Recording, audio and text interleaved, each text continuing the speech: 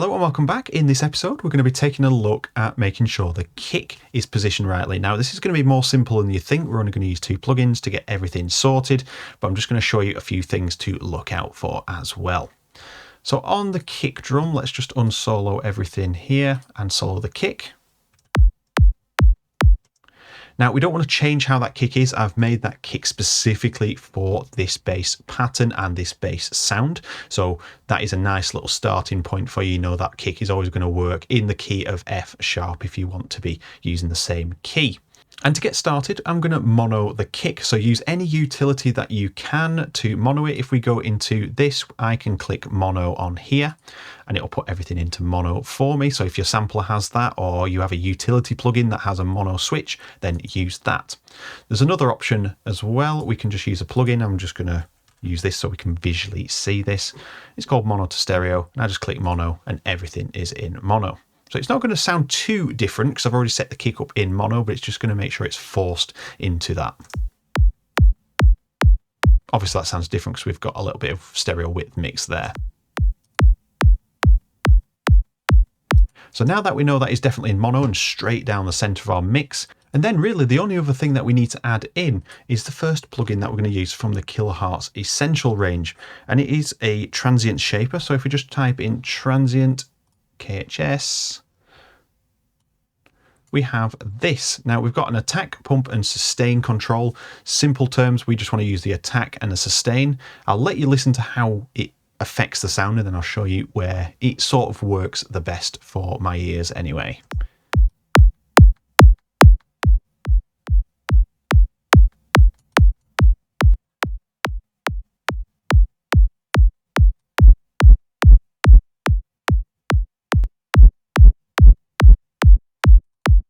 So that's how it sounds and how it works. I'm just going to double click to make sure they're all zeroed.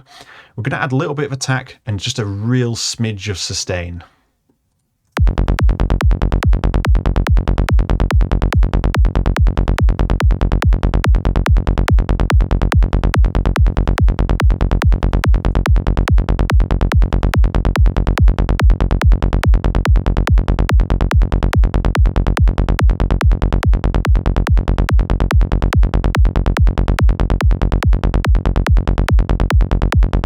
So you can hear now the kick is cutting above that bass and it is working a lot nicer to be heard. Now you can change the speed down here of how fast it'll move through that shape. So you can make it really obviously slow, or you can make it a lot faster so it ends quicker.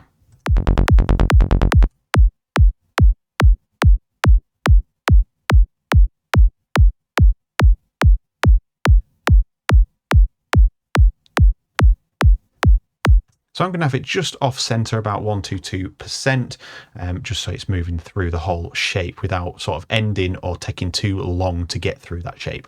So that is it for the kick. That's all we need. We don't need anything on the bass. So these are our 2 basses there. We've just got that little bit of side chain on there, but we don't affect the phase positions of anything or just the phase in general. So with the plugin that we have on here, the A1 Transgate, we can't really see the nitty and gritty on here. We just put the basses on. Everything looks good, sounds good. But I'm just going to load in LFO Tool just for a second to demonstrate something. It's not essential, but it's something to be sort of understanding of.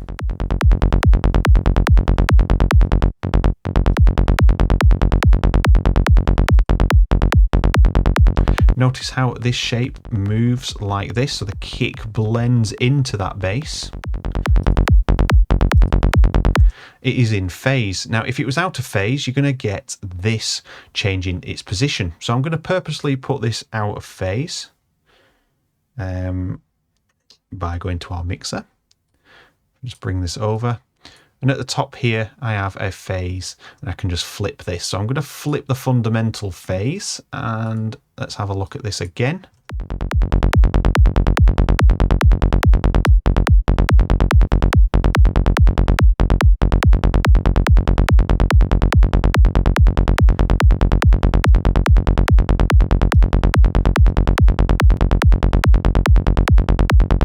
So all you need to know is that the kick and the bass can cancel each other out if they're out of phase. So if you've got two peaks on the waveform matching, they're going to cancel each other out, or to a certain aspect. And that's going to stop your kick and bass from punching at their hardest in the track. You want consistency all the way through. So before we move on, I'm just going to remove this track because we do not need that original bass track anymore. We just need these two here. So we've got the kick and the two basses. So now that is all set up and present and correct, we can now go back to using span on our master out, and we can look at the levels and balance out the kick and the bass. So we're getting the kick and the bass operating at the same level. So I am going to unsolo everything, and I'm going to solo the kick because we're going to use this as our guideline. And I'm going to set this to high res, which it already is.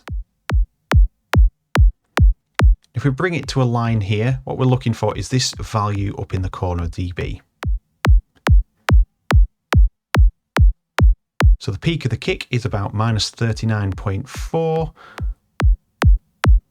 And then we can activate the bass and just mute the kick. And we can see we've got -39. So it's about half a dB louder than the kick. So that's really easily fixed. We can just go into our bass mix here, and I can just put -0.5. So it just drops it down that little bit. In fact, we don't want to do it on the master fader, do it on the pre-gain up here. So I'm just going to put -0.5. Like so. So it's sort of like a master drop for the whole thing, and then we've still got the fader if we needed to move it. It's a lot easier to move a fader than it is the gain up here. So let's have a look at span again.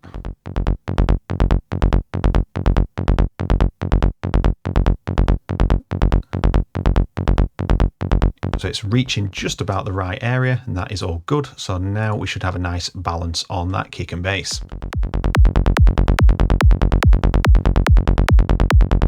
Sounding really, really good. Like we've got some nice energy coming out of that kick and bass. So let's just make a nice 5-bar loop to get started. And I'm just going to glue all them parts together so they become one for that sort of like 4-bar turnaround.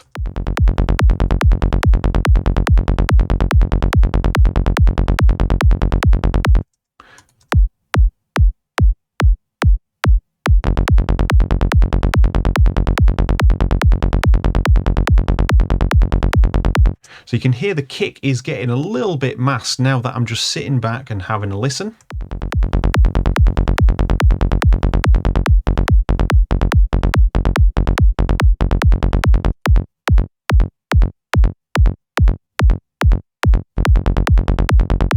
And then one final check that we can do on this kick and bass to make sure everything is working is using the visualizer again, whatever wave visualizer that you use.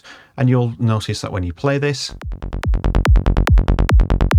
everything stays put. There is no jumping around, no waveforms are moving around. Everything is static.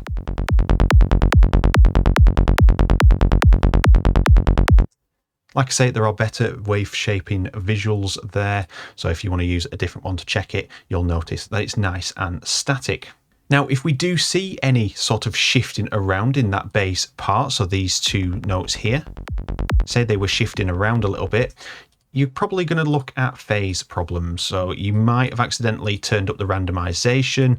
You might be accidentally automating the phase position. Possibly, sometimes it can happen when you're not really thinking straight or you've been sat for a while. So let me just show you what that looks like if we just turn on the visualizer. If I change this to 100%, you're going to see that bass on the second portion, those two notes jumping around like crazy. You can hear it, you can see it, and you need to correct it by just changing that phase position there. So I'll bring that over here. Nice and static again.